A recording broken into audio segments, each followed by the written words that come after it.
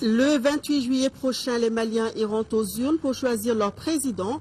Si les acteurs chargés des préparatifs sont à pied d'œuvre pour la réussite de cette élection, le citoyen lambda, de son côté, ne se presse pas dans les mairies pour vérifier les listes électorales. Le constat dans ce journal.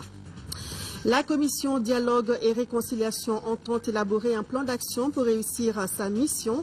Pour ce faire, elle a initié avec ses partenaires stratégiques un atelier qui a débuté ce matin. Les participants devront trouver des stratégies de communication efficaces. Fin hier du Salon de la formation professionnelle et de l'emploi. Pour cette édition 2013, plus de 300 CV de jeunes en quête d'emploi ont été collectés par les agences de placement. De quoi donner de l'espoir aux jeunes. Madame, Monsieur, bonsoir. Bienvenue dans ce journal. Le président de l'Assemblée nationale a reçu en audience cet après-midi une délégation du réseau ouest-africain de lutte contre l'esclavage qui a participé à une conférence sous-régionale sur le sujet, ici même à Bamako. Les échanges ont porté sur la problématique de la persistance de l'esclavage au Sahel. Pour plus de détails, écoutons le président de l'association Temdet qui conduisait la délégation. Il est au micro de Cheikh Sangari. Nous sommes venus lui rendre compte des travaux de la conférence sous-régionale relative à l'éradication de l'esclavage en Afrique de l'Ouest. Cette conférence est organisée par notre réseau de lutte contre l'esclavage en Afrique de l'Ouest. Et nous avons fait le point au président qui nous a vraiment donné des conseils, qui nous a vraiment soutenus, notamment sur le point qui constitue un déblocage de la lutte au niveau du Mali, c'est-à-dire l'adoption par l'Assemblée nationale du Mali d'une loi criminalisant l'esclavage. Parce que ça, c'est un des points sur lesquels les magistrats sont butés et nous avons vraiment beaucoup de dossiers qui souffrent au niveau des tribunaux parce que la question de l'esclavage n'est pas dans le code pénal et il n'y a pas une loi qui la traite de manière spécifique. C'est sur ça que nous avons échangé avec le président et nous avons été vraiment satisfaits parce qu'il nous a vraiment réaffirmé l'engagement, le soutien total de l'Assemblée nationale par rapport à un problème aussi grave pour la démocratie et l'état de droit. Et nous poursuivons ce journal avec les travaux de l'atelier d'élaboration du plan d'action de la commission Dialogue et Réconciliation qui ont démarré ce matin à son siège à Koulouba. Les participants doivent plancher sur les stratégies de communication pour la mise en œuvre des activités de la commission. Plusieurs thèmes comme le management institutionnel ou encore la mise en réseau des forces sociales et politiques seront développés au cours des travaux qui durent 3 jours. Agali Ag Agissa. L'entente est tributaire d'une meilleure communication. Et c'est pourquoi la commission Dialogue et Réconciliation affûte ses armes dans ce domaine. Des thèmes comme justice transitionnelle et instauration d'une paix durable, plaidoyer, communication et relations publiques, gouvernance, droits de l'homme et citoyenneté sont développés au cours des travaux de cet atelier. Le thème central est axé sur la planification stratégique. Ce thème permettra, j'en suis sûr, aux membres de la commission d'être mieux armés pour les missions très prochaines sur le terrain, mais aussi de bâtir un véritable modèle malien en matière de dialogue et de réconciliation. Il s'agit pour les participants d'identifier les besoins et arrêter un plan de communication pour mettre en œuvre les activités de la Commission Dialogue et Réconciliation, une institution dont les missions sont capitales dans les stratégies de sortie de crise de notre pays, d'où le soutien des partenaires. Vous êtes un facteur déterminant dans les processus de stabilité et de paix, mais vous ne pouvez pas, à vous, toute seule, régler tous les problèmes du pays. Nous, on est là pour vous supporter. Et ce n'est pas seulement la délégation de l'Union européenne, il y a aussi les États membres. Ce qu'il faut, c'est une bonne coordination. Et avant tout, c'est à vous à définir les priorités, les activités et pas quelqu'un d'autre. Nous pouvons nous attendre à une meilleure manière pour nous de communiquer avec le public à la fois au niveau national et au niveau international. L'organisation de l'atelier, dont les travaux durent 3 jours, a été possible grâce au soutien de l'Union européenne. L'atelier enregistre la participation des experts étrangers et des organismes nationaux et internationaux.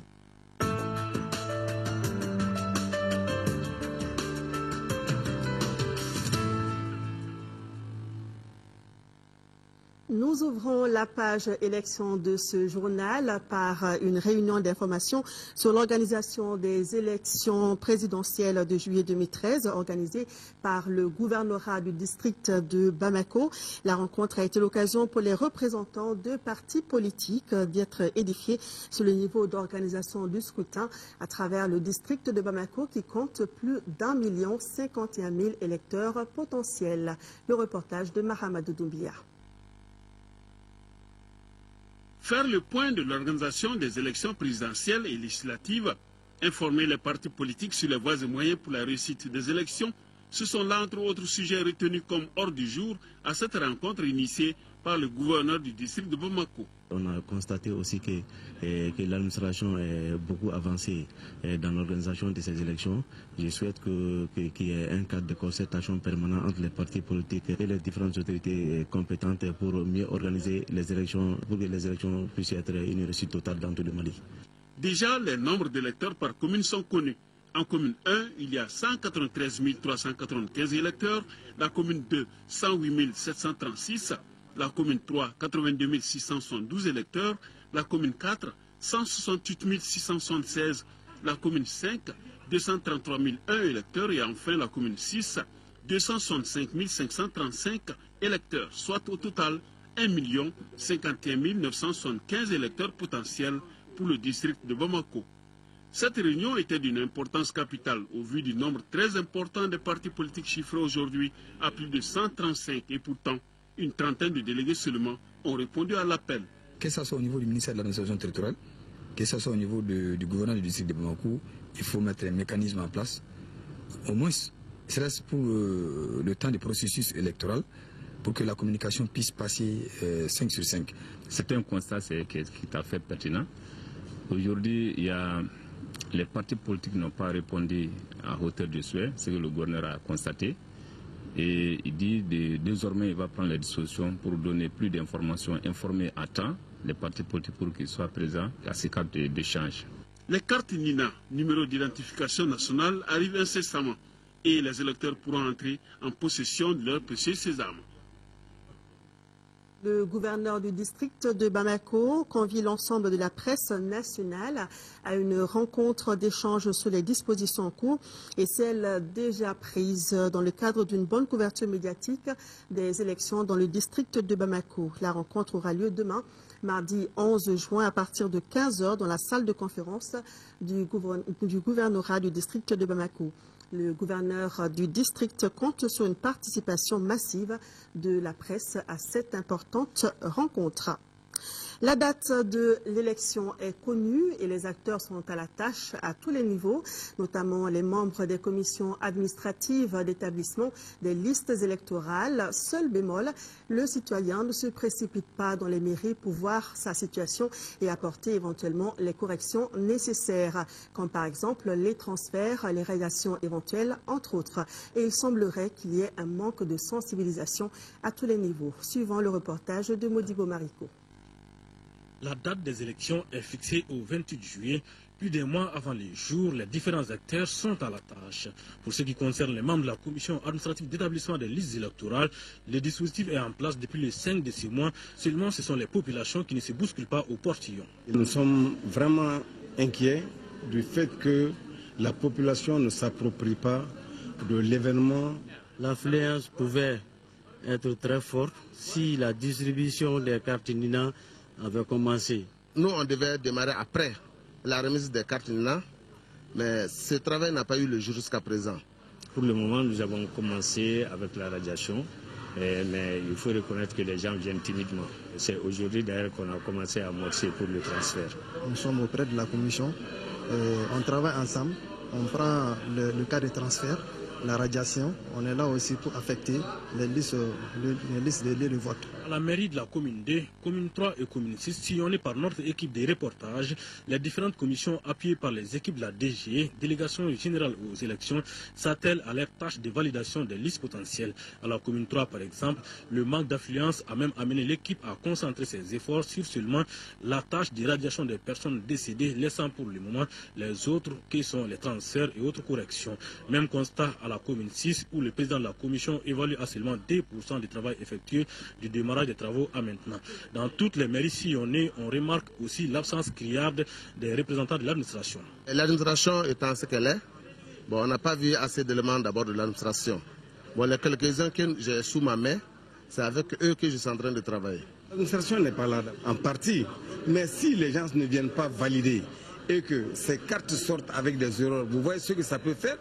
Bon, moi, pour le moment, à ce niveau, je ne dirais pas que je vais imputer cette erreur ou bien cette faute à l'administration. La course contre la montre est lancée et compte tenu du peu de temps qui reste, on espère que le travail de sensibilisation amènera vite une prise de conscience, car l'enjeu est d'élire un président qui sera légitime du suffrage de nous tous. Préparatifs des élections toujours, cette fois dans la région de Caille. Le directeur de cabinet du gouverneur a visité la semaine dernière les commissions administratives chargées de la révision des listes électorales des communes de Caille et de Kouloune. Les travaux se déroulent normalement, mais tout comme à Bamako, les électeurs se font rares dans les centres. Mahamadi Aloubari. Le rôle des autorités administratives, de la population et des partis politiques est très déterminant de l'étape des préparatifs des élections jusqu'à la période post-électorale. C'est ce qu'a compris la préfecture de Caille en organisant cette rencontre. Elle s'inscrit dans le cadre des concertations sur le processus électoral 2013. L'objectif de cette réunion est de mieux édifier la population et les représentants des partis politiques sur le processus électoral, mais aussi les dispositions prises dans le cercle de Caille pour le bon déroulement du scrutin de juillet 2013. Depuis un certain temps, nous avions procédé à la constitution et la formation des équipes NINA, qui font 75 pour l'ensemble des 28 communes du cercle de Caille, et aussi à la formation des présidents des commissions administratives. Et le 5, le travail a commencé sur l'ensemble du cercle de Caille. Après cette rencontre, le directeur de cabinet du gouverneur, accompagné du préfet du cercle, a visité les commissions administratives de révision des listes électorales de la commune rurale de Kouloune et de la commune urbaine de Caille. La commune de Caille, avec ses 58 676 électeurs, a enregistré déjà plus de 860 électeurs qui se sont fait valider, 269 radiations et 36 cas de transfert. Quant à la commune rurale de Kouloune, 63 personnes se sont fait valider. Il y a eu 30 radiations, d'où cet appel du directeur de cabinet du gouverneur de Caille. Je profite de votre micro pour inviter les électeurs de la région, partout où ils se trouvent, à se présenter aux commissions, à constater leur présence effective sur les listes et à se faire recenser. Il faut signaler que partout où les autorités ont passé, les travaux se déroulent normalement et les partis politiques sont présents avec un taux de 95%. Retour à Bamako avec l'ouverture ce matin au CICB d'un atelier de formation sur le renforcement des capacités électorales des formateurs du RPM. Il s'agissait pour les participants de se familiariser avec la carte NINA et le fichier biométrique. Reportage de Isaac Tienou. Tenir l'élection présidentielle en juillet constitue un défi majeur pour le RPM. En vue de réussir ce pari, le parti du Tisserand, en partenariat avec la Fondation Friedrich Ebert, a initié cet atelier de formation sur le renforcement des capacités des agents électoraux. Cette formation des formateurs porte sur 2 thèmes, à savoir le fichier biométrique, mécanisme, enjeux et défis, et la problématique de la carte NINA. La session s'inscrit en droite ligne de la volonté de la Fondation Friedrich d'appuyer les partis politiques pour le renforcement de la démocratie dans notre pays. Les partis politiques et les organisations de la société civile doivent jouer pleinement leur rôle pour que tous les citoyens se sentent concernés par la chose électorale et que le taux de participation soit élevé. Cela est aussi important pour la légitimité des institutions démocratiques. La FES, pour sa part, continuera de renforcer la capacité civique des citoyens afin qu'ils participent efficacement au succès des élections transparentes, justes et crédibles, gage de la stabilité politique et d'une démocratie apaisée. La biométrie, source de transparence, n'est pas encore maîtrisée par les électeurs. Le RPM veut vulgariser cet outil, d'où cette formation. Le RPM a un défi particulier à relever. C'est d'assurer la mobilisation satisfaisante de l'électorat et réussir un encadrement parfait des opérations électorales avant, le jour du scrutin et après le vote. Ces tâches électorales ne peuvent se faire sans des agents électoraux disponibles, engagés, disciplinés et très bien formés. Cette formation permettra au Rassemblement pour le Mali de se doter d'une administration fiable, d'avoir des agents capables d'encadrer efficacement le processus et limiter les fraudes. Les différents thèmes seront développés par des spécialistes des élections. L'association Djamana Déon se mobilise pour la valorisation de nos cultures et traditions dans la gestion du pays. Les responsables de l'association ont organisé une conférence débat sur le thème « Les enjeux et perspectives de la prochaine élection présidentielle entre tradition et modernisme ». Adama Kodjo. L'élection présidentielle au Mali est prévue pour le 28 juillet prochain. L'association Djamana Déon veut attirer l'attention des candidats à cette consultation électorale sur la prise en compte de la dimension traditionnelle et culturelle dans les différents exercices démocratiques. Le but est de contribuer à la refondation des Mali démocratiques basés sur le respect de la culture et tradition. Tous les cercles du Mali, tous les villages maliens ont une grande richesse, ont une grande culture. Et maintenant, cela va permettre à notre pays, généralement, de gagner et d'aller de l'avant. Cela va nous permettre aussi, c'est-à-dire à l'ensemble des candidats qui veulent prétendre, c'est-à-dire à la gestion de la destinée de notre pays, à les poser des questions, à les amener à créer un débat pour qu'ils nous proposent des choses concrètes. Les enjeux et perspectives de la prochaine élection présidentielle entre tradition et modernisme, c'est le thème de la conférence débat. Une conférence animée par les membres de l'association de promotion de la langue Nko. Les communications faites sont relatives à l'organisation de la société traditionnelle dans le Mandé, l'histoire de l'école au Mali et l'économie et culture. Pour le président de l'association Djamana Déon, la jeunesse aussi doit bénéficier de la culture du pays afin qu'elle puisse répondre à toutes les attentes de l'heure. Aujourd'hui, il est très important qu'on éduque la jeunesse malienne et que dans la modernité que nous sommes et que nous cherchons, les bien-être que nous cherchons puissent se faire sur un socle, qui est le socle de notre valeur. Pour l'efficacité de la mobilisation citoyenne et le sursaut national, les initiateurs de la conférence envisagent déjà l'organisation d'autres rencontres avec des associations engagées pour un Mali fort et démocratique. Le rassemblement Faso Dambé s'active pour apporter sa contribution dans la construction d'un Mali nouveau. Les membres du rassemblement étaient le week-end dernier face à la presse. Objectif, donner sa position par rapport à la vie sociopolitique et sécuritaire du pays. Retrouvons Adama Kodjo. Faire du Mali un pays émergent et prospère, c'est ce que veut le rassemblement Faso Dambé. Les membres du mouvement étaient ce samedi face aux hommes des médias pour parler de la vie sociopolitique au Mali. Composé de partis politiques et d'associations, Faso Dambé milite pour des élections libres et transparentes au Mali. Le rassemblement se dit également déterminé à lutter contre l'impunité, l'injustice, le favoritisme, la corruption pour ne citer que cela. Faso Dambé, c'est à tous ses débuts. Nous sommes en train de chercher de rassembler tous les Maliens de tous bords. Pour éviter au Mali d'autres crises, Faso Dambé invite la majorité des Maliens à une lutte commune afin de propulser un patriote à la tête du pays. Pour ce faire, Faso Dambé a un certain nombre d'exigences. La présence obligatoire de l'armée et l'administration malienne à Kidal avant les élections.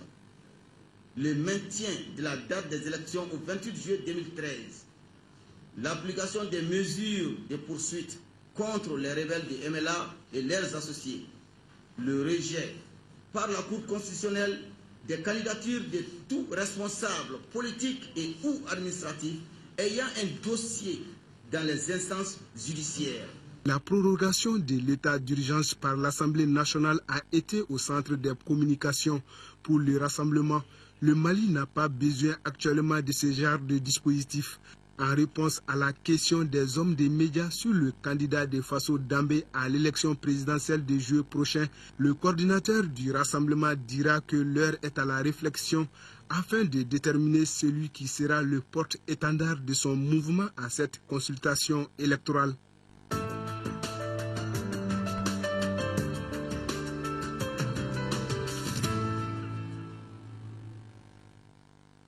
La page élection s'est refermée. Nous allons à présent dans la région de Gao.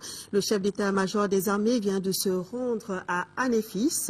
Le général Ibrahima Daïrou Dambélé est venu magnifier le soutien du peuple malien à nos militaires après leur victoire sur le MNLA dans cette ville. Le général a déclaré que l'armée va porter une assistance humanitaire aux populations en leur donnant des vivres et des soins médicaux. Nos envoyés spéciaux, Daouda Sidiki Diara, Sandoubia. Le chef d'état-major général des armées est venu féliciter et encourager les éléments des forces armées du Mali après leur éclatante victoire sur les bandes armées du MNLA et du MIA à Anéfis. L'objet de ma visite, c'était de venir voir nos éléments des forces armées maliennes qui ont pris Anéfis, voir les éléments, les féliciter et au nom de tout le peuple malien qui est très content ce jour avec la prise d'Anéfis. Ensuite, voir les chefs, les féliciter et de continuer dans ce sens. Anéfis n'est qu'une étape de la progression parce que vous avez entendu l'intervention de son Excellence le Président par intérim pour le professeur Diongouna Traoré. Il a bien dit, ça c'est une étape et on attend les ordres. Le général a mis en garde les militaires qui commettront des exactions sur les populations. Fort heureusement, d'Al-Mousrad à Djibok, Tarkint en passant par Tabankor jusqu'à Anéfis, aucun de nos soldats n'a commis des exactions sur les populations. C'est réjoui l'un des chefs militaires. Les gens sont bien commandés, ils sont très bien disciplinés aussi. Là où on a passé, on a rencontré la population qui était très contente de notre présence. Il y a des gens qui ont dit qu'ils n'ont pas dormi avant notre arrivée à Tarkint, à Al-Mousrad, même à Tabankor. Dans ces zones de combat, il n'y a pas que les canons qui tournent. L'action humanitaire est aussi l'une des priorités des chefs militaires en vue de minimiser les souffrances des populations. Le commandant du théâtre, avec son assistant, le colonel-major Gamou, vont organiser dans les semaines à venir une mission d'assistance humanitaire, où ils vont bénéficier de l'appui du ministère de l'Action sociale, où ils vont passer par les différents villages, faire des dons à la population et les médecins qui sont dans nos formations vont profiter pour donner des soins à la population. Le moral de la troupe est bon, nos forces sont décidées à rentrer à Kidal. On attend seulement les ordres pour aller récupérer l'ensemble des tendus de territoire jusqu'à la frontière de l'Algérie. Les populations saluent l'arrivée des femmes forces armées du Mali car elles pourront désormais conduire leurs animaux au pâturage ou encore faire du commerce sans être inquiétées. J'ai des boutiques et des magasins. En effet, j'ai rempli les articles de mes boutiques, mes magasins, mais je n'arrive pas à dormir. J'ai peur que les gens vont me tuer. Les forces armées du Mali, FAMA, en contrôle de zone, multiplient les patrouilles dans cette partie du territoire malien, ce qui rassure les populations qui ont commencé à regagner Anéfis. Allons à Tombouctou à la rencontre du député Nok Atia qui vient de boucler une mission dans 10 communes du cercle de Diré. L'objectif était de sensibiliser les populations sur la paix et la réconciliation entre les différentes communautés. Écoutons-le au micro de nos envoyés spéciaux, Chérif Moulay Aïdara et Adama Djimdi. Le président de la République nous a demandé à tous les Maliens d'aider l'armée malienne. Dans ce sens que Diré aujourd'hui a manifesté le cercle de Diré. Je suis très content. J'ai sillonné tous les communes. Tous les 10 communes. Ils sont très contents de l'armée malienne. Ils sont très contents de l'intervention de la France. Ils sont très contents de la libération. Ce que j'ai demandé à la population de Diré, d'éviter la perturbation de l'ordre public. L'ordre public, c'est pas bon de les perturber. Il faut, à côté de notre armée, renseigner notre armée, être franc avec eux. Voilà. S'éloigner la main pour faire le Mali. Le Mali est indivisible.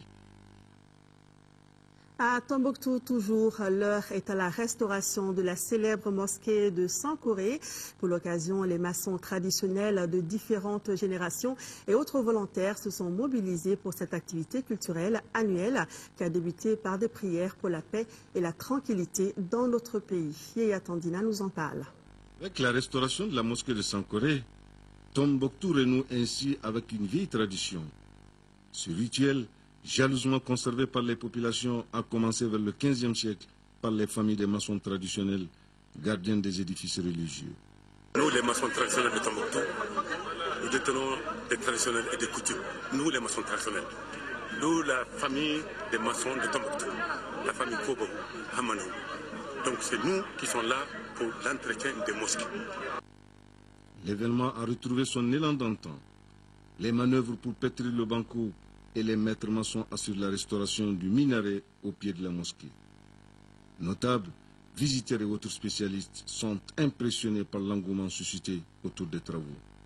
C'est des traditions que nous avions trouvées. Et si vous avez vu que ces mosquées, malgré leur âge, ont pu résister, c'est grâce à ces travaux de réflexion annuelle que les gens n'ont pas négligé. Depuis 700 ans, ce sont les populations qui entretiennent les mosquées. Et ce travail collectif de la mosquée nécessite la mobilisation de tout le monde.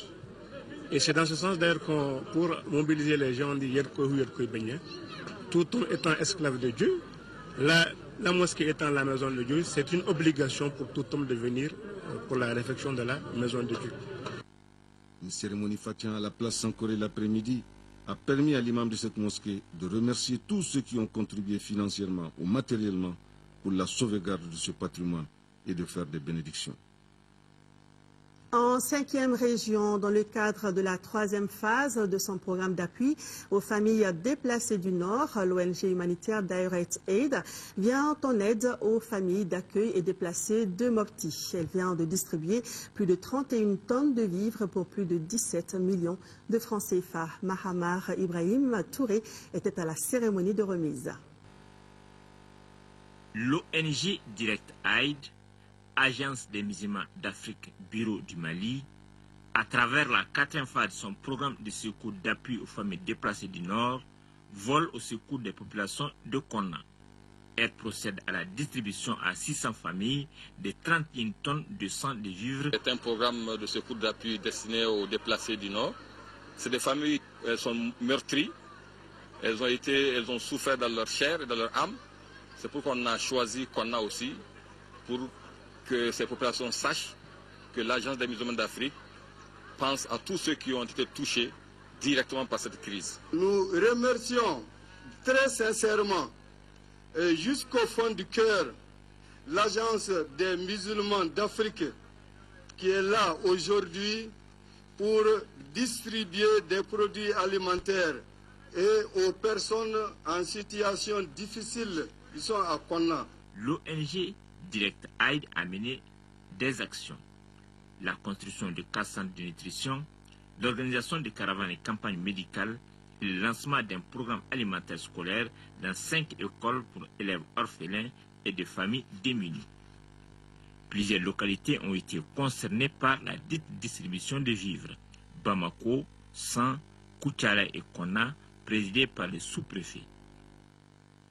À l'extérieur du pays, plus précisément à Bruxelles, en Belgique, l'association des étudiants et stagiaires maliens a organisé une soirée culturelle de solidarité pour expliquer à la communauté internationale comment la culture du Mali a souffert depuis la crise au nord à travers la destruction d'une partie essentielle du patrimoine culturel. Le président des étudiants et stagiaires en Belgique a déclaré que cette soirée était un témoignage de leur attachement à la culture de leur pays et constitue un signal fort envers les populations qui tentent de se reconstruire. Les fonds récoltés au cours de la soirée constitueront de contributions à la construction nationale. C'est ce que nous signale Fatim Diallo depuis Bruxelles. Retour à l'actualité nationale, je vous l'annonçais dans les titres. Le salon de la formation professionnelle et de l'emploi a pris fin hier sur une note d'espoir pour les jeunes diplômés sans emploi. Le SAFEP 2013 a collecté plus de 300 CV. Les 2 jours du salon ont permis de nouer un contact entre demandeurs d'emploi et agences de placement. Sira Batili. Plus de 300 curriculum vitae recensés, des attestations aux participants et des diplômes de reconnaissance aux partenaires, c'est le bilan de la première édition du Salon de la formation professionnelle et de l'emploi. Initiateurs et organisateurs se disent satisfaits. Je voudrais nous féliciter que ce salon ait répondu à nos attentes et qu'il ait pu nous donner l'occasion de faire rencontrer plusieurs écoles, centres et instituts de formation professionnelle et technique, les agences de placement, les projets, programmes et les coopérations d'appui à l'emploi et à la formation professionnelle, d'échanger avec toutes les structures et représentantes de l'État sur les opportunités, les défis et les succès de cette initiative. Il y a eu de la mobilisation. Les jeunes ont su vraiment quelles sont leurs opportunités. Donc c'est pour montrer vraiment au gouvernement, à toute la population malienne que les jeunes sont prêts vraiment pour l'emploi. Ils sont prêts aussi pour la formation.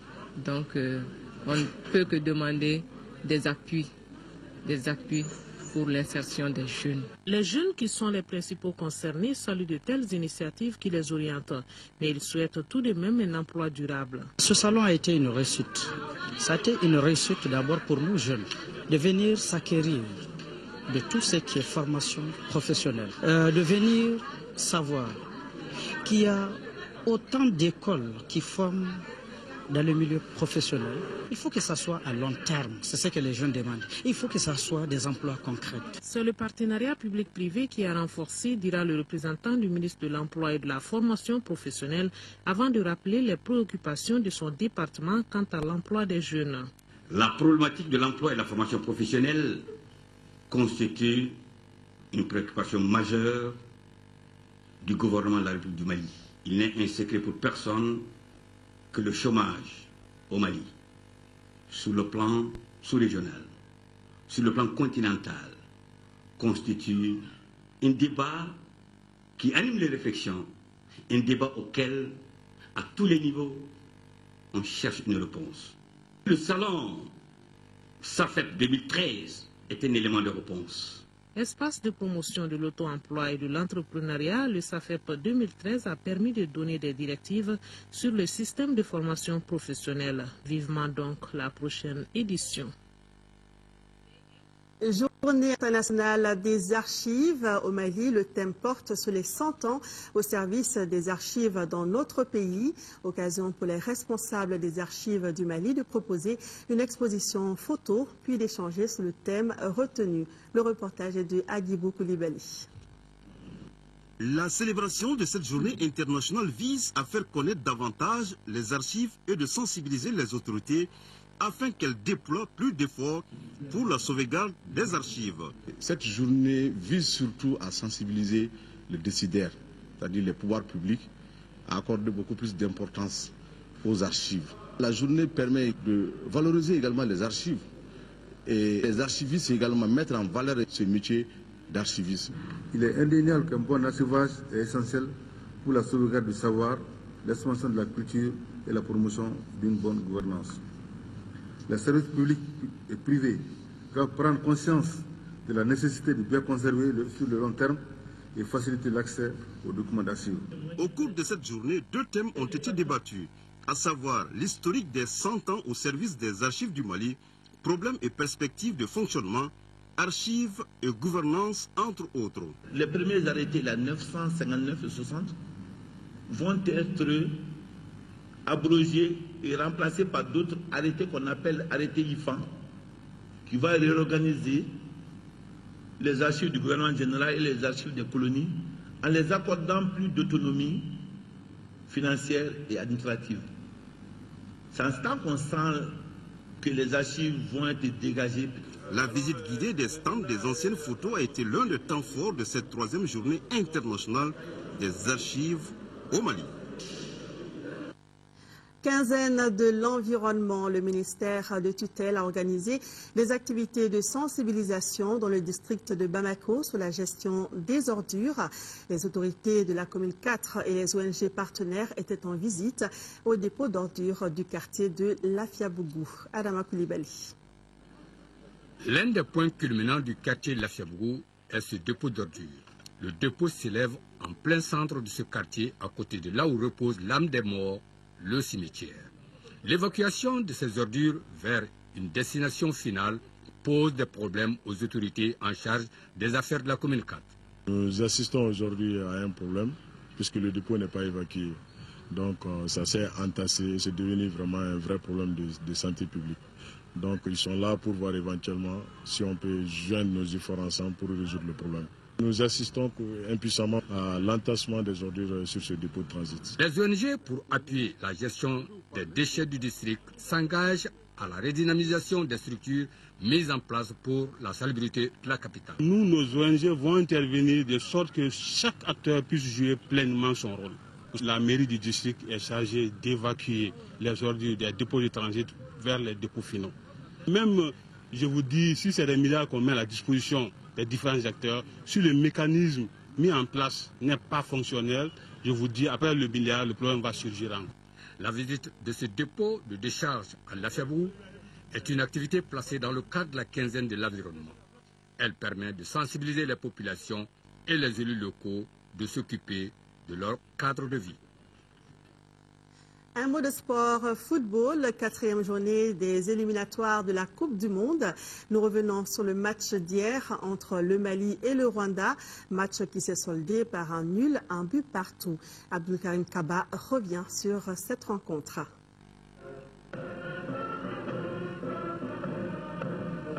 Mali-Rwanda au compte de la 4e journée des éliminatoires du Mondial 2014 était gagné d'avance sur le papier par les Aigles. Mais c'était sans compter avec la détermination et l'engagement des Amavubi rwandais. Depuis le démarrage, les Aigles étouffent les Rwandais. Les alertes d'Adama Tamboura, Sigamari Djara et de Mahamadou Samassa, respectivement au 4e, 6e et 23e minute, ne donnent rien. La malchance et la maladresse gagnent les Aigles. C'est pourquoi ils rateront beaucoup d'autres occasions. Les Rwandais se signalent avec cette frappe d'Olivier Karekezi. Mais Soumela Diakité veille au grain. 33e minute, la passe en retrait de Mamadou Ndiaye est interceptée par Mehdi Kazer, qui ouvre logiquement le score sur ce coup. Ce résultat nous conduit à la pause. En reprise, les Aigles montent la pression et les Rwandais défendent à 11. Encore le même scénario. Les centres ne trouvent pas preneur dans les 18 mètres rwandais. Dans la foulée, Haruna Nizuma sort pour 2 zones. L'égalisation malienne est intervenue à la 76e minute par Mamadou Ndiaye. Après, les Aigles tenteront tout pour prendre le dessus, mais en vain. La rencontre prend fin sur ce score 1-1. À chaud, il est toujours difficile, on est frustré, mais pas tombé encore, quoi. Mais je pense qu'il y a de la place encore. L'adversaire direct a gagné, il paraît, et nous on a trébuché. Je pense là maintenant il faut relever le défi, on a encore nos chances en main, parce que là il y a 2 matchs à jouer encore. Donc je pense que c'est dans nos moyens d'aller les chercher, d'autant plus qu'on jouera dimanche prochain ici à Bamako. Ce match nul entre les Aigles et les Amavubi fait l'affaire de l'équipe d'Algérie. Celle-ci a gagné 3-1 face au Bénin à Porto-Novo et occupe désormais seul le fauteuil du leader du groupe H avec 2 points d'avance sur le Mali. Voilà, bonne chance aux Aigles pour leur prochaine sortie. Ce sera contre le Bénin, ici même à Bamako. Place au tennis avec la 14e édition du tournoi circuit Prize Money, étape de Bamako qui a pris fin ce week-end. En finale jouée au tennis club de Bamako, le Malien Sékou Dramé a battu le Burkinabé Jonas Kangabega en 2-7, 6-3, 6-1. Ousmane Dao pour le compte-rendu. Véritable fête du tennis au Mali, la 14e édition du circuit Prize Money a regroupé cette année 3 pays. Le Mali, pays organisateur, le Burkina Faso et le Togo. Sur le court, 27 joueurs ont compéti pendant une semaine. Pour l'épilogue, un duel sous-régional Mali-Burkina Faso. Le Malien Sékou Dramé, qui dispute ce tournoi pour la 9e fois, est face au jeune Burkinabé Jonas Kangabega. Dès le début, Sékou Dramé fait parler son expérience avec un jeu de fond de court qui oblige son adversaire à bouger plus. La tactique marche puisque le Malien remporte la première manche 6-3. Dans le deuxième set, le Burkinabé change sa façon de jouer et mène rapidement 1-0. Mais poussé par le public, Sékou Dramé revient dans la partie avec des volées, des coups droits, des aces et n'hésite pas à monter très souvent au filet. Au bout de 35 minutes, il boucle le deuxième set 6-1, synonyme de victoire. Pour la deuxième fois, Sékou Dramé s'impose à Bamako dans le tournoi Prize Money. Du coup, il empoche 750 000 francs CFA. Deuxième, le Burkinabé Jonas Kangabega se console avec 450 000 francs CFA. Le double monsieur de cette année a été remporté par la paire Lomfo Zakaria du Burkina Faso et Jean Agbo Deka du Togo. La victoire en simple monsieur du Mali prouve la progression du tennis. Tout le monde doit être heureux de savoir que le tennis, chaque année, qu'il y a des progrès qui se réalisent. Et nous pensons que la façon dont le Prize Money s'organise, ça permet vraiment de faire le pont entre les différents pays. Et je crois que c'est cela qu'on recherche aussi dans le sport. Malgré ce progrès depuis quelques années, des défis restent pour la Fédération malienne de la discipline. Vous savez que dans les tournois des seniors, on n'est pas encore en train d'exceller dans le tournoi des seniors.